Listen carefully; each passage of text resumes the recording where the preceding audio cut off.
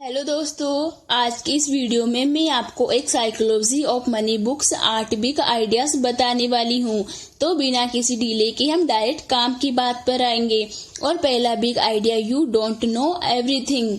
हम हमारे एक्सपीरियंस के बेस पर कोई भी राय बना दे।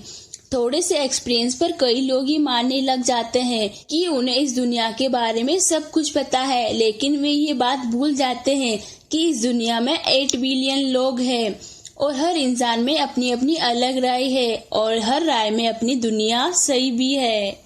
एक चीज जो किसी को बिल्कुल सही लग रही है वो हो सकता है किसी को पागलपन लगे। साइकोलॉजी ऑफ मनी बुक में हुआ था, मार्गन हासिल कहते थे कि पैसों को लेकर आप एक एक्सपीरियंस दुनिया में जो कुछ भी हुआ है उसका 0.00001 हो सकता है, लेकिन 80% एक्सपीरियंस आपका वो हो सकता है जो आप सोचते हो कि दुनिया कैसे चलती है। यानी आसान शब्दों में कहे तो हम ज्यादातर वही बातें मानते रहते हैं जो हमारे बिलीफ में बैठी हुई है। जैसे अगर किसी के अंकल को 20 साल पहले स्टॉक मार्केट में नुकसान हुआ था, हम ये मानकर बैठ जाते हैं स्टॉक मार्केट में सिर्फ नुकसान ही होता है। जैसे अगर किसी की मामा को रियल एस्टेट में नुकसान हो गया तो हम ये मानकर बैठ जाते हैं कि रियल एस्टेट में तो नुकसान ही होता है। किसी के भाई का बिजनेस डूब गया तो हम ये मानकर बैठ जाते हैं कि बिजनेस तो बिल्कुल ही नहीं करना। एक फॉर एग्जाम्पल देती हूँ, 1970 में पैदा हुए लोगों ने इंडेक्स फंड का बूम देखा होगा। उन्हें इंडेक्स फंड सबसे एक्टिव इन्वेस्टमेंट लगेगा, जबकि 90s में पैदा होने वाले लोगों को क्रिप्टो करेंसी अट्रैक्ट कर सकती है। तो कहने का मतलब ये है कि आपको खुद को लिमिट नहीं करना चाहिए, आपको सिर्फ एक एक्सपीरियंस के बेस पर फाइनेंशियल डिसीजन लेना चाहिए। बल्कि आपको फाइनेंशियल किताबें पढ़नी चाहिए, वीडियो देखनी चाहिए, सेमिनार अटेंड करना चाहिए, जहाँ से भी आप दूसरों को एक्सपीरियंस से सीख सकते हो, जहाँ से भी आपको इन्फॉर्मेशन मिल सकती है। आपको पूरी कोशिश करनी चाहिए वो इन्फॉर्मेशन लेने के लिए, और फिर आपको अपने फाइनेंशियल डिसीजन इन्फॉर्मेशन पर एक्सपीरियंस इसके बेस पर लेनी चाहिए, इमोशन के बेस पर नहीं। Second big idea, nothing is as good और as bad as it seems. ये दुनिया इतनी ज्यादा कॉम्प्लिकेटेड है कि हमारे दिमाग में इसे पूरी तरह से समझ नहीं सकता, और अक्सर हमारे एक्शन के रिजल्ट्स हमारे हाथ में होते हैं। हमारे रिजल्ट्स पर कोई कंट्रोल नहीं कर सकता। जैसे कि मान लो कोई भी बेनर है, उसने एक बहुत अच्छा प्रोडक्ट बना लिया। जब उसे लग रहा है कि टाइमिंग सही है और कंसुलेशन सेटलमेंट भी उसके फेवर में है, लेकिन कोई डिजास्टर रहा जाता है और सारा मार्केट डिस्टर्ब हो जाता है और उसे एंटरप्रेन्योर का प्लान बेकार हो जाता है, जैसे कि 2022 के दौरान हुआ था। ऐसे रिस्क का कोई अंदाजा नहीं लगा सकता। कहते हैं कि ऑन दिस इज गुड और as bad as it seems, यानी जो दिख रहा है वो उतना अच्छा या उतना बुरा नहीं होता। जब भी आप फाइनेंशियल डिसीजन लो, चाहे खुद के लिए या दूसरों के लिए, आपको उसमें लक और रिस्क को ध्यान में रखना चाहिए। कोई भी एक सक्सेस स्टोरी सुनकर किसी की स्टोरी फोर्स में देकर डिसीजन नहीं लेना चाहिए। किसी का एक फेलियर सुनकर आइडिया भी ड्रॉप नहीं करना चाहिए। हो सकता है उन लोगों को किसी आउटसाइड रीजन की वजह से सक्सेस मिली हो या फेलियर मिला हो। इसे सर्वाइवरशिप बायर्स कहते हैं। अब इस पूरे टॉपिक को सच समझ लोगे, किसी भी एक सक्सेस को देखते या किसी एक फेलियर को देखकर अपने परमानेंट डिसीजन नहीं लेना चाहिए।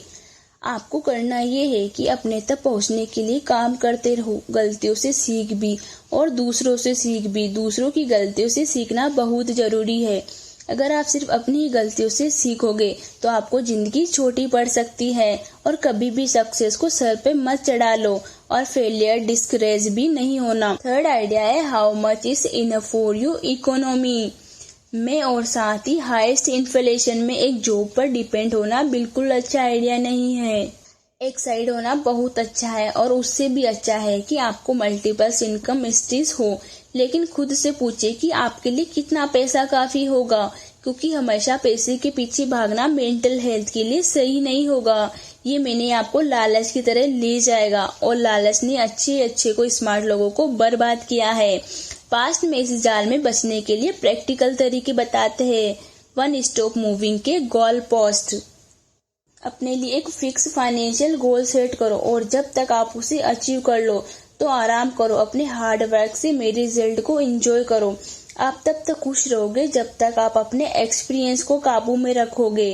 गे number 2, never compare yourself to others. आपकी लाइफ आपकी है, आपको यहाँ तक लाने वाले थॉट्स आपके हैं, ओपिनियन आपकी है, डिसीजन आपके है, इसलिए खुद को दूसरे से कंपेयर करने का सवाल ही नहीं उठता।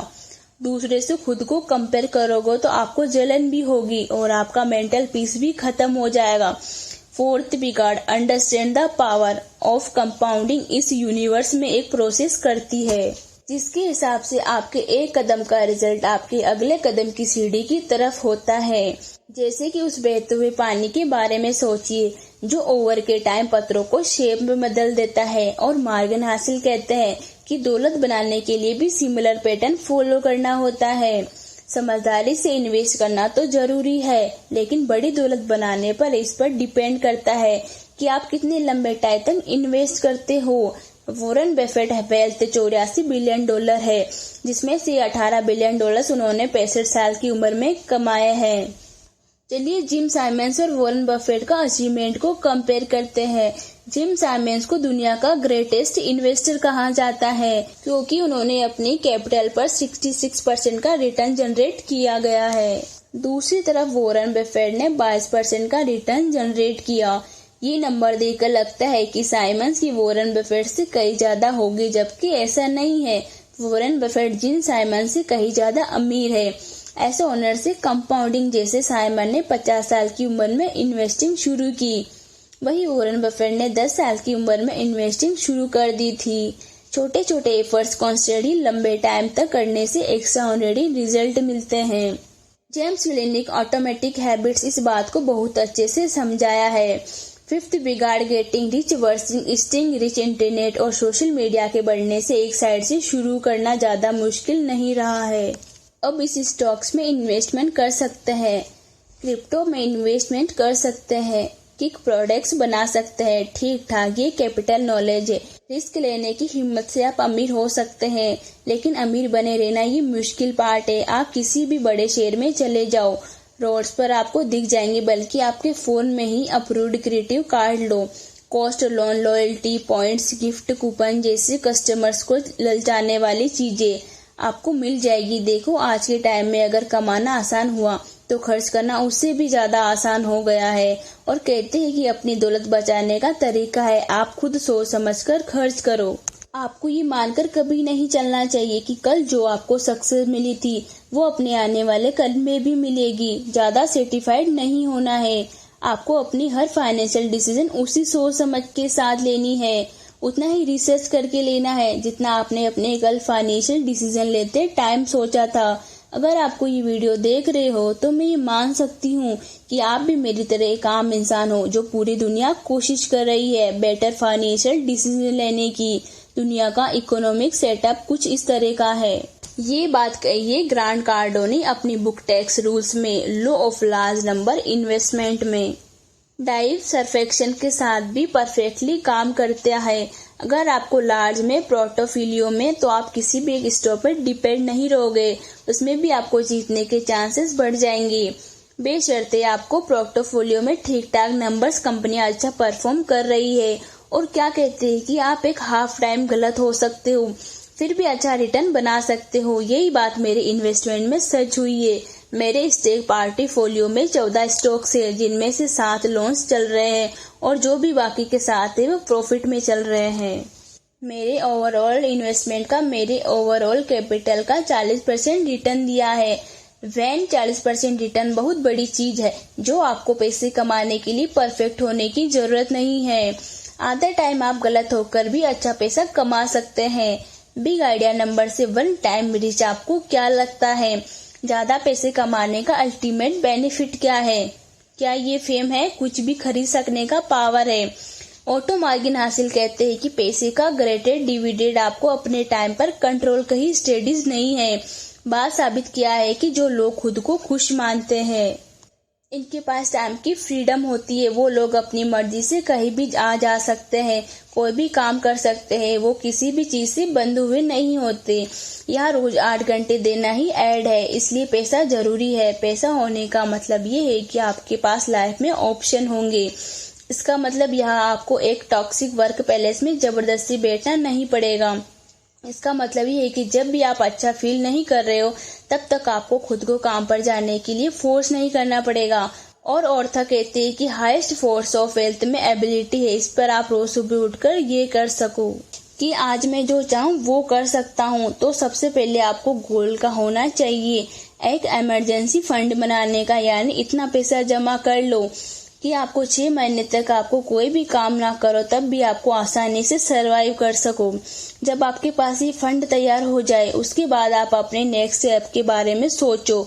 उसके बाद आप सोचो कि आपको जॉब छोड़कर कुछ करना है या नहीं। उसके बाद आप रिस्क लोगे। अपने इमरजेंसी फंड बनाना बहुत जरूरी है। अल्टीमेटली आपका गोल आपकी अर्निंग को अपने लाइफ के साथ जोड़ना जरूरी है, यानी एक ऐसी लाइफ जिसमें आपको अपने टाइम पर कंट्रोल हो।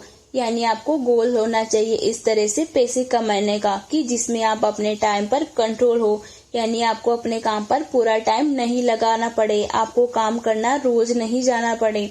याद रखिए कि सिर्फ बेशुमार पैसा कमाना काफी नहीं है, आपको उस पर रिटर्न एंजॉय करने के लिए भी टाइम होना चाहिए।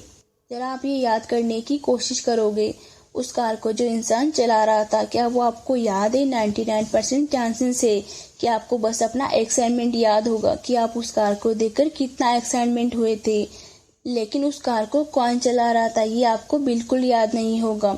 Luxury items definitely eye catching होते हैं और यही उनका पर्पस भी होता है। अदर कहते हैं कि आप अपनी लग्जरी आइटम से जितना इम्प्रेस होते हो उतना और कोई इम्प्रेस नहीं होता। कहते हैं कि आपको लगता है कि लोग आपकी लग्जरी आइटम्स देखकर आपसे इम्प्रेस हो रहे हैं। डे टू डे लाइफ में आपको अपने कार की जरूरत होती है, सिर्फ इसलिए पॉइंट ऐसे पॉइंट भी ले जाने के लिए एक नॉर्मल कार भी आपको पॉइंट ऐसे पॉइंट भी ले जाएगी और एक फरारी भी सेम काम करेगी। फर्क ये है कि फरारी के लिए बहुत ज्यादा पैसा लगता है, अनु से मेंटेन करने के लिए भी ज्यादा पैसा लगता है। सारे स्टेट सिंबल सेम होते हैं बट अल्टीमेटली पॉइंट लो सर एम। आपको ये बात याद रखना होगा कि लग्जरी आइटम एक्चुअल में लायबिलिटी को एसेट्स नहीं है।